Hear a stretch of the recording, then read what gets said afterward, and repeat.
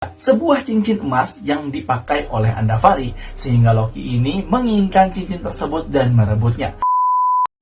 Oke, halo teman-teman semua, balik lagi bersama Tao Sensei di sini. Seperti biasa, di video kali ini kita akan bahas Pochi. Tapi di video kali ini kita nggak akan bahas kisah hororku, melainkan kita akan bahas The Fantastic Beasts, makhluk-makhluk misteri di mitologi dunia kita.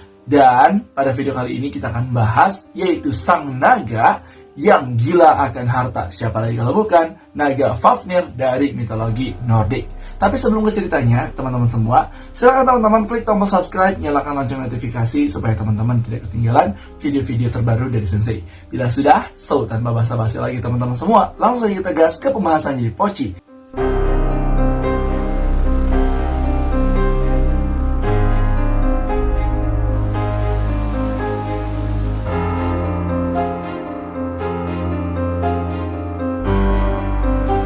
Oke, jadi gini teman-teman semua. Siapa sih yang kenal dengan naga legendaris yang mencintai hartanya, yaitu naga Fafnir yang berkuasa atas harta milik ayahnya. Dan juga kisah Fafnir ini telah menjadi inspirasi di salah satu film Hollywood yang sangat terkenal, yaitu film The Hobbit, yang mengisahkan perjalanan kurcaci untuk merebut kerajaannya kembali akibat kerajaan kurcaci yang telah dikuasai oleh seekor naga raksasa. Nah, tapi tahu teman-teman semua bahwa naga Fafnir ini yang merupakan naga legendaris yang mencintai harganya, tadinya tuh bukanlah terlahir dari seekor naga, melainkan awalnya dia adalah seekor kurcaci. Jadi gini ceritanya.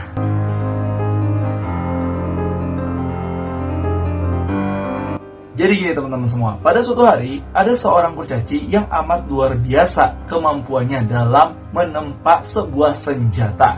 Dan kurcaci ini bernama Renmar. Nah, si Renmar ini memiliki 3 orang anak, yaitu yang pertama Otar, kemudian Fafnir, dan juga Regil. Kita lanjut lagi ke Renmar. Nah, saking hebatnya si Renmar ini dalam kemampuannya menempa senjata, berbagai senjata pun dia buat, hingga dia sendiri bisa membantu membuat kemenangan bagi salah satu kerajaan dalam mitologi Nordik. Nah, saking hebatnya si Renmar ini dalam ilmunya menempa senjata, Renmar ini sampai kenotis nih oleh dewa tertinggi dari mitologi Nordik. Siapa lagi kalau bukan Dewa Odin. Hingga pada suatu hari, si Odin ini beserta rombongan dewa-dewa yang lain, yaitu Odin, Loki, dan ada beberapa dewa yang lain juga memutuskan untuk ke bumi merekrut si kurcaci Renmar ini. Singkat cerita, rombongan dewa ini mulailah turun ke bumi untuk mendatangi si kurcaci. Pada saat di perjalanan, Loki dan juga Dewa Odin melewati sebuah sungai.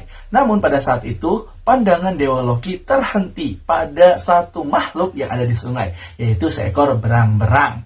Nah, pada saat itu, karena dirasa menurut Dewa Loki, bulu dari berang-berang tersebut berbeda dari bulu-bulu yang lainnya yang membuat Dewa Loki tertarik, hingga pada akhirnya Dewa Loki ini mulailah mencoba untuk menangkap si berang-berang tersebut.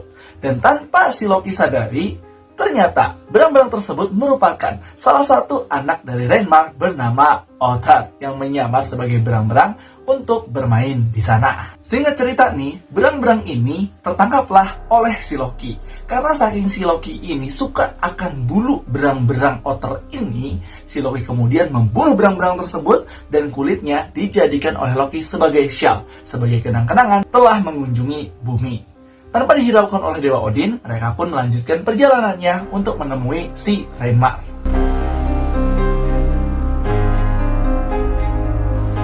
Nyampelah rombongan Dewa Odin beserta Loki ke kediaman si Renmar. Dari situ Odin pun disambut baik oleh kurcaci Renmar dengan tujuan yang baik juga dari Dewa Odin. Dan pada saat di perjamuan, Loki ini sengaja memamerkan kulit berang-berang Otar ini kepada Renmar dan mengatakan bahwa ini adalah salah satu kenang-kenangan pertama dia yang didapat pada saat dia mengunjungi bumi. Nah, setelah itu Renmar pun meneliti nih terkait kulit berang-berang tersebut yang dipakai oleh Dewa Loki. Nah, pada saat diteliti, Renmar juga kaget yang ternyata Renmar sadar bahwa berang-berang tersebut merupakan salah satu anaknya bernama Otar yang telah dibunuh oleh Dewa Loki. Dan dari situ kepancinglah amarah si Renmar ini akibat kelakuan Loki yang telah membunuh anaknya. Nah, karena ulahnya si Loki ini, negosiasi pun hampir gagal yang dilakukan oleh Dewa Odin. Hingga pada akhirnya, Dewa Odin pun memutuskan untuk meminta maaf kepada Raja Reynmar agar negosiasi pun berjalan dengan lancar. Dan juga si Reynmar ini bisa membantu para dewa dalam pembuatan senjata. Kemudian dari situ, Odin pun menawarkan diri. Apa yang bisa mereka lakukan agar mereka bisa dimaafkan dan juga kerjasama berjalan dengan lancar. Kemudian di sini, Reynmar pun karena dirinya suka akan harta yang berlimpah, Reynmar memutuskan ingin diberikan harta yang begitu banyak sebagai ganti kematian dari Otter. Nah, dari situ Reynmar juga mengucapkan bahwa ada satu harta yang ingin dia kuasai, yaitu harta dari bawah air terjun di sungai tempat Otter dibunuh oleh Dewa Loki. Karena dikatakan di bawah air terjun sungai tersebut terdapat sebuah harta emas yang amat banyak yang dikumpulkan oleh kurcaci bernama Andvari.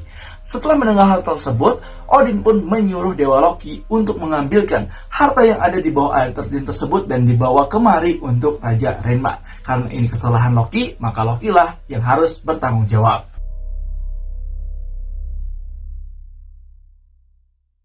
Nah, singkat cerita, teman-teman semua, Loki pun mendatangilah air terjun tersebut dan masuk ke dalam gua yang ada di bawah air terjun tersebut.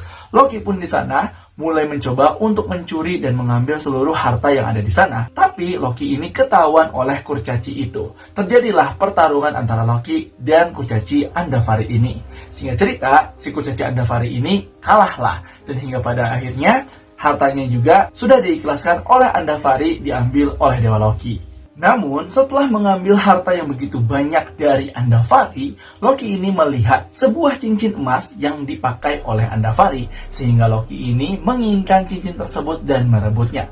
Namun, Andvari ini menolak cincin tersebut direbut oleh Dewa Loki, hingga dia bersumpah siapapun yang memiliki cincin ini, maka dia akan mendapati petaka. Dan terjadilah kutukan terhadap cincin ini. Nah, setelah cincin ini dikutuk, Loki pun tidak peduli dan langsung merebut si cincin tersebut. Singkat cerita nih, teman-teman semua, Loki pun membawa semua harta yang ada di bawah air terjun tersebut kepada Raja Reynmar. Dan dari situ, Raja Reynmar senang dong memiliki harta yang berlimpah karena kecintaannya terhadap harta.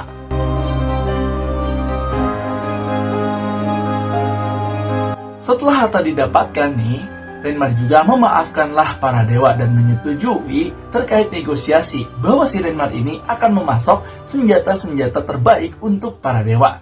Kemudian para dewa pun karena puas, mulailah mereka akan meninggalkan bumi. Namun sebelum meninggalkan bumi, Dewa Odin ini melihat aura yang sangat mengerikan yang dikeluarkan dari cincin yang dipakai oleh Dewa Loki.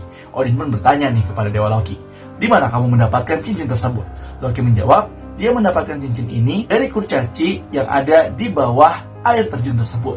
Nah, kemudian mendengar hal tersebut, Odin pun langsung menyuruh Dewa Loki untuk melepaskan cincin itu dan membuangnya jauh-jauh karena cincin tersebut mengeluarkan aura yang sangat mengerikan.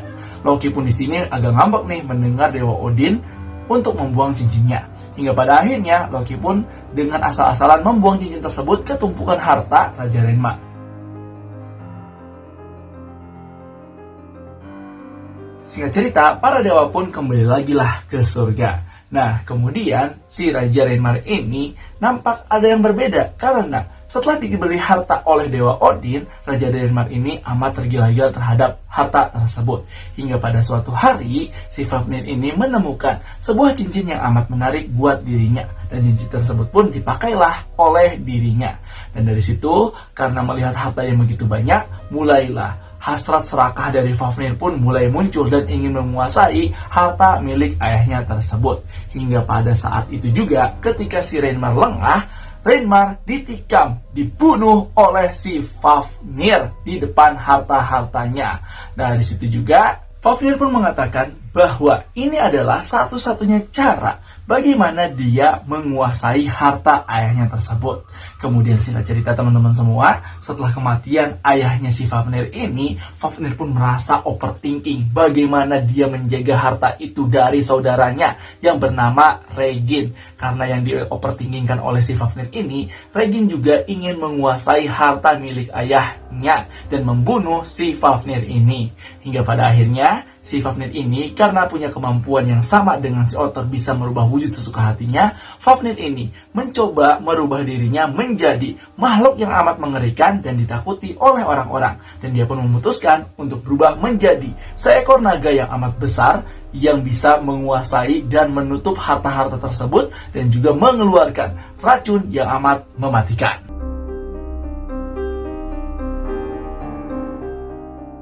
Namun, hingga pada akhirnya teman-teman semua, si Fafnir ini tetap saja terbunuh oleh pahlawan bernama Siegfried atau Sigurd.